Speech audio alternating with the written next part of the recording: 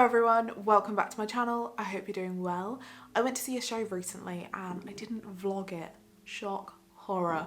But it was so good that I knew I had to sit down and make a full video about it. Couldn't just do a little mentioning curtain up. Oh no, I needed to chat about it. So I went to see SiX at the Arts Theatre and I'd heard a lot about this show. A lot of hype, not a lot about the details, but a lot about the hype from the Edinburgh Fringe run that they did last year. Another reason why I must go to the Edinburgh Fringe this year. I need to be ahead of all the trends. I heard that this show was really good and I thought, well, it's coming to London, I'm bloody not gonna miss out on it, am I? So I got on my laptop. Don't know what this is. This is weird. I'm gonna stop. I went on the Arts website and I originally saw that they had sold out of all of their shows and I thought, well, that's rude, isn't it? What's the point of me wanting to go and see a show if it's sold out? But then my prayers were answered and they added another show on one of the days they were already performing. So they added a later show and I was like, yes.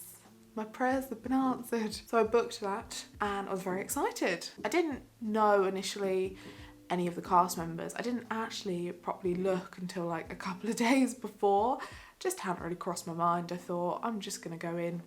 Obviously, as I do, I go in not knowing anything. So I did that. I did recognise some of the faces when I obviously was at the show.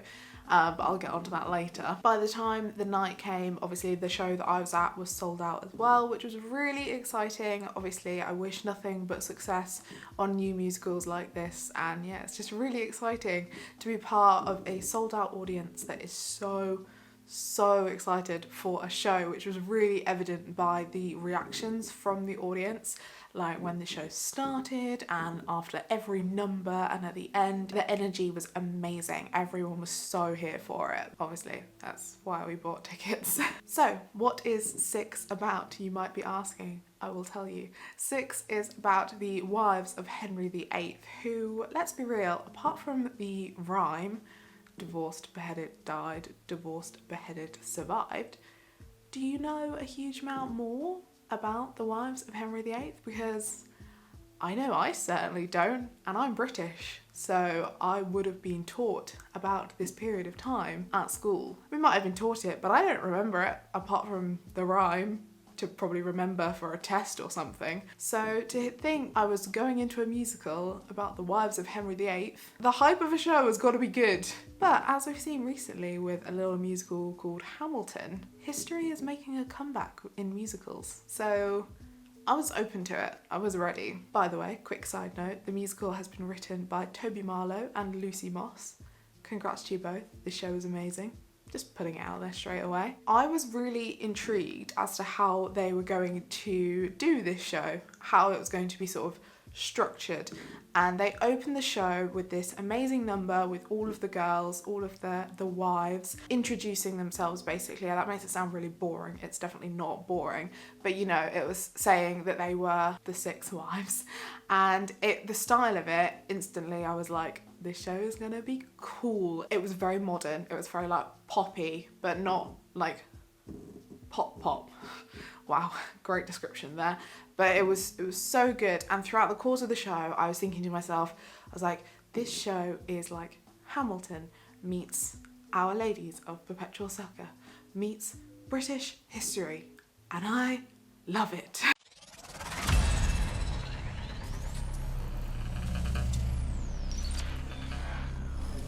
Divorced,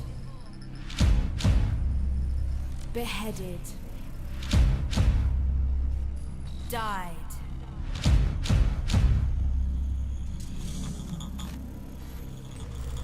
divorced, beheaded, survived, and tonight, London, we are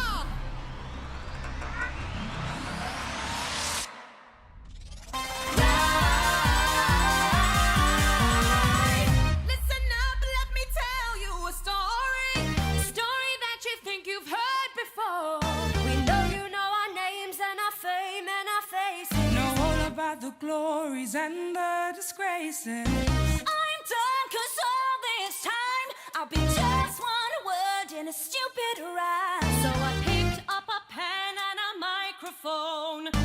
History's about to get overthrown. Divorced, beheaded, died.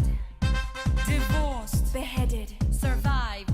But just for you tonight, we're divorced, beheaded, live. Welcome to the show, to the history mix. Switching up the flow as we add the prefix. Everybody knows that we used to be 6 wives. Raising up the roof till we hit the ceiling. Get ready for the truth that will be revealing. Everybody knows that we used to be 6 wives. But now we're ex-wives.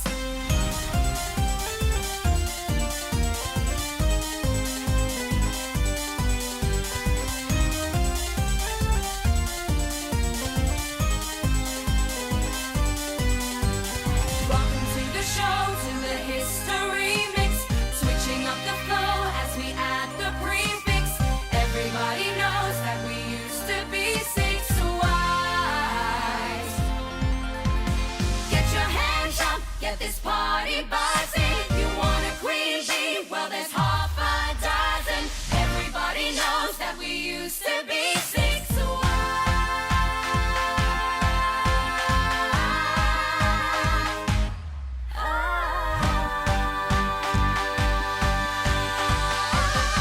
But now we're ex-wives.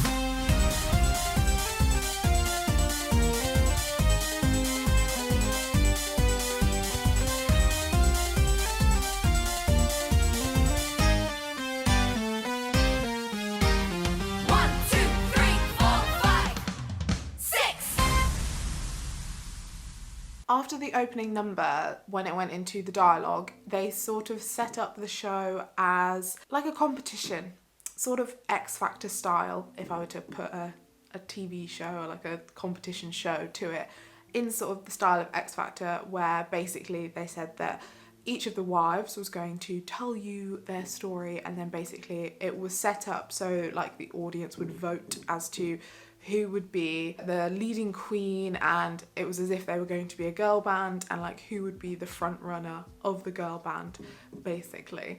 So at that point I was a little bit worried. I was like, oh god, having like flashbacks of I Can't Sing the musical, but thankfully it wasn't as cringe as it could have been.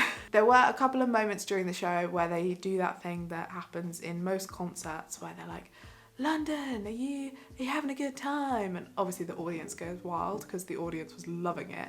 And then that line is repeated again, and it happened quite a few times. This is one of the only criticisms that I would have for this show. And I think for this to be the only sort of solid criticism, like constructive criticism that I have, it's pretty good going. I would have cut a few of those because it happened like multiple times. And you know, you hear it once, that's fine. You hear it twice, you hear it 3 times, you're like, okay, we can stop that now. That's literally probably the only bad thing that I could say about this show. So that's pretty good going. After they set it up as this like competition where you're going to get to know each of the wives, I was so excited because, like I mentioned, I don't remember who these women were in history, and it's like they've just been glossed over as just the wives, and I was so looking forward to it. I was like, oh my god, I'm gonna learn stuff from this musical. And aside from like shows like Hamilton, which by the way I've seen twice, go watch the vlogs if you are a Hamill fan, I was just so excited because it's amazing to see history being made like really exciting in this way. There are not many things that I would go into that are history related and be really excited for, but this I was like, yeah, I want to hear your stories. What happened? It was so good. Obviously they went in chronological order, which was helpful because, not gonna lie, I still needed the rhyme a little bit to remember what was going to happen to each of the women. As I mentioned, the music was quite poppy at the start, but it went into sort of bits of rap and bits of rock, and then also bits of like, what's the word I'm looking for? Like ballad type songs, like especially with Jane Seymour. I think that's her first name. I'm really paranoid now. Seymour's definitely the surname. The wife that birthed the first son, that was a really weird way to phrase that, gave birth, had the first son, Henry VIII's son, and passed away during labour.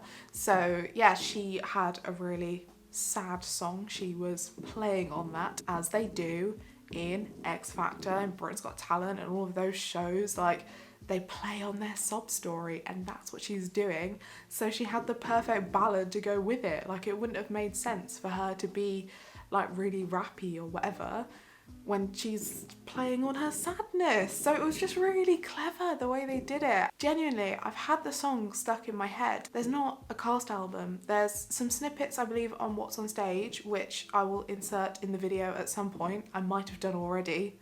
Who knows what editing Rukaya is going to do. And I've not listened to those. I will do when I'm editing this, obviously. But I've had the song stuck in my head anyway.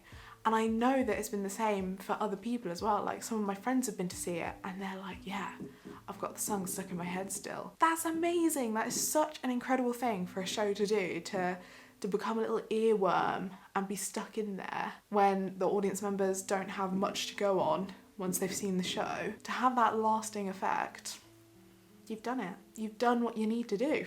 The show was really funny and like really easy to understand. I know that sounds stupid, but when it's history and when it's something that you could probably easily switch off at points, I know that sounds bad. I'm not insulting the show because I didn't switch off. I was thoroughly engaged throughout it all. Engaged. Wives. Didn't even mean to make that pun, but we're going with it.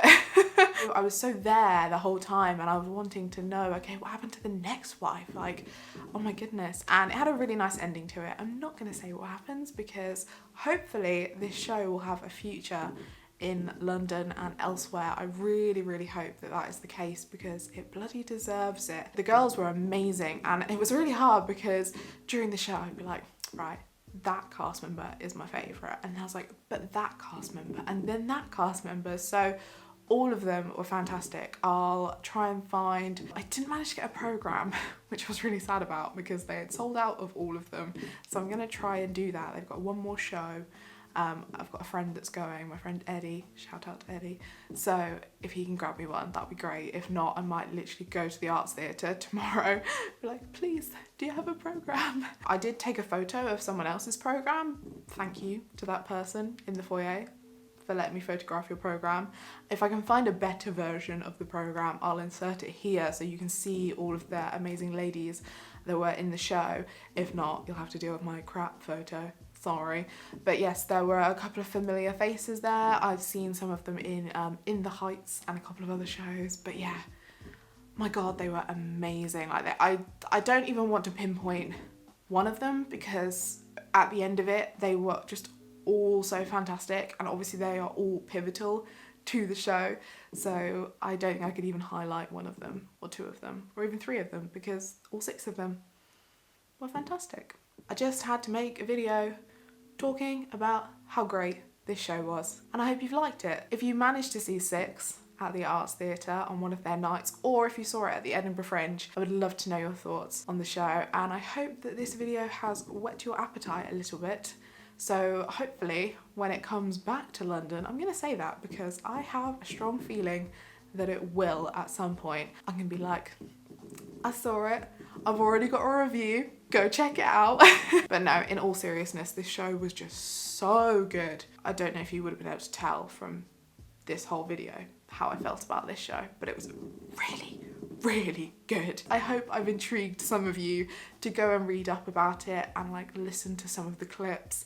And yeah, hopefully it'll come back to London and you'll book a ticket to see it. Anyway, I'm gonna shut up now because I've gone on a complete tangent. It's the middle of the night, so I think I've gone a little bit mental. If you've enjoyed this video, please give it a thumbs up and subscribe to my channel if you'd like to see more of me in the future. I hope you're all doing really well, and I will see you in my next video. Bye!